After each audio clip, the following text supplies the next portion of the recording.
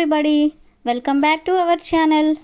ఈరోజు వీడియోలో మనం మన డైలీ లైఫ్లో యూస్ చేసే కొన్ని యూస్ఫుల్ సెంటెన్సెస్ని ఇంగ్లీష్లో ఏ విధంగా చెప్పాలో ఈ వీడియోలో తెలుసుకుందాం. మీరైతే వీడియోని స్కిప్ చేయకుండా చూడటానికి ప్రయత్నించండి. వీడియో కనుక నచ్చినట్లయితే లైక్ చేయండి, షేర్ చేయండి. అలాగే మరిన్ని ఇంట్రెస్టింగ్ వీడియోస్ కోసం మా ఛానల్ని మీరు సబ్స్క్రైబ్ చేయండి. సోషల్ మీడియా లింక్స్ అనేవి నేను డిస్క్రిప్షన్లో ఇవ్వడం జరిగింది. మీకు ఏమైనా డౌట్స్ వస్తే మీరు నాకు మెసేజ్ చేయొచ్చు. నేను మీ డౌట్స్ అన్నీ కూడా క్లారిఫై చేస్తాను. ఇప్పుడైతే మనం టాపిక్లోకి వెళ్ళిపోదామా? Let's get in to the topic. First sentence of this video is: ఈరోజు ట్రాఫిక్ చాలా తక్కువగా ఉంది. ఈరోజు ట్రాఫిక్ చాలా తక్కువగా ఉంది. బయటకి ఎక్కడికైనా వెళ్ళినప్పుడు ట్రాఫిక్ అక్కడ చాలా తక్కువగా ఉన్నట్లయితే ఇలా అంటూ ఉంటారు కదా, ట్రాఫిక్ చాలా తక్కువగా ఉంది అని. ఈ సెంటెన్స్ని మనం ఇంగ్లీష్లో there is a less traffic today, there is a less traffic today అంటే ఈరోజు ట్రాఫిక్ చాలా తక్కువగా ఉంది అని. నెక్స్ట్ సెంటెన్స్ ఈస్ సైగ చేయకు, సైగ చేయకు. ఈ సెంటెన్స్ని మనం ఇంగ్లీష్లో డోంట్ గెస్చర్, డోంట్ గెస్చర్ అంటే సైగ చేయకు అని. నెక్స్ట్ సెంటెన్స్ ఈస్ నన్ను తక్కువ అంచనా వేయకు, నన్ను తక్కువ అంచనా వేయకు. మనల్ని ఎవరైనా తక్కువ చేసి చూసినప్పుడు లేదా తక్కువగా మాట్లాడినప్పుడు మనం ఇలా అంటూ ఉంటాం కదా, నన్ను తక్కువ అంచనా వేయకు అని. ఈ సెంటెన్స్ని మనం ఇంగ్లీష్లో don't underestimate me, don't underestimate me అంటే నన్ను తక్కువ అంచనా వేయకు అని. నెక్స్ట్ సెంటెన్స్ ఈస్ నువ్వు చివరిసారి ఆమెని ఎప్పుడు చూసావు, నువ్వు చివరిసారి ఆమెని ఎప్పుడు చూసావు. మనం ఇలా జనరల్గా ఎవరినైనా అడుగుతూ ఉంటాం కదా. ఈ సెంటెన్స్ని మనం ఇంగ్లీష్లో when was the last time you saw her, when was the last time you saw her అంటే ఆమెను నువ్వు చివరిసారిగా ఎప్పుడు చూసావని.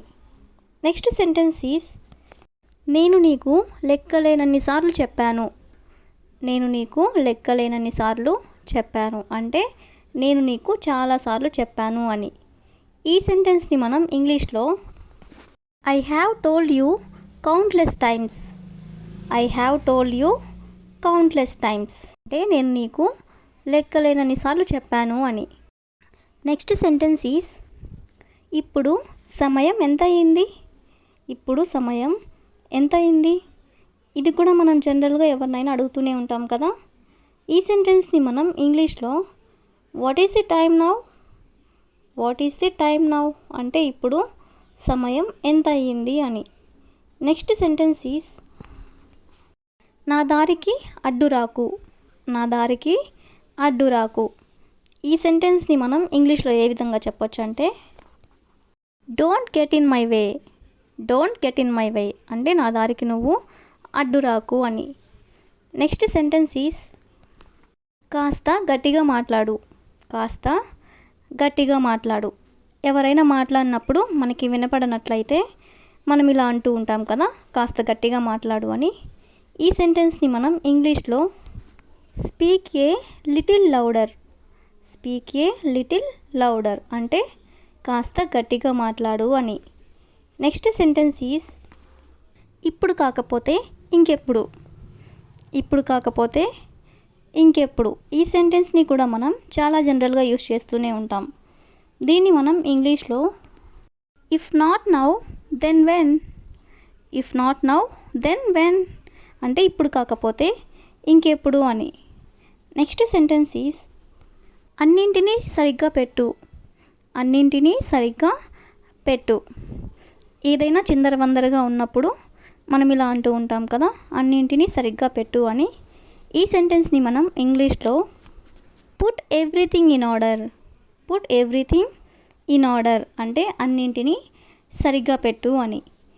నెక్స్ట్ వన్ ఈస్ నేను అతడిని వదిలిపెట్టను, నేను అతడిని వదిలిపెట్టను.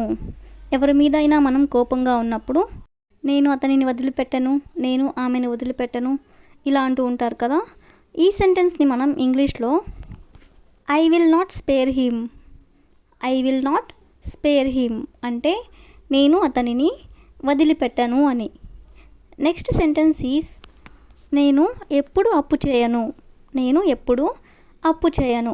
ఎవరికైనా మనం ఇలా చెప్పాలనుకున్నప్పుడు ఈ సెంటెన్స్ని మనం ఇంగ్లీష్లో I never borrow money, I never borrow money అంటే నేను ఎప్పుడు అప్పు చేయను అని.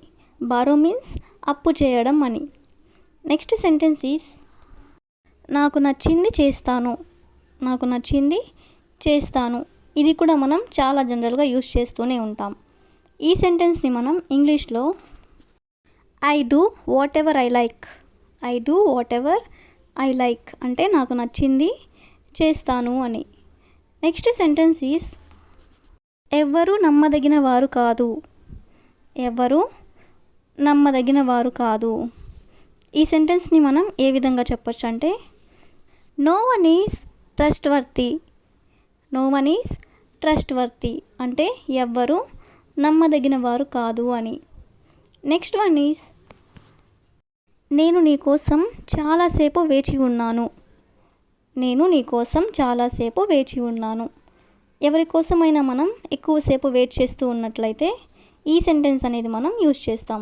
దీన్ని మనం ఇంగ్లీష్లో I weighted long for you, I weighted long for you అంటే నేను నీ కోసం చాలాసేపు నుంచి వెయిట్ చేస్తున్నాను అని.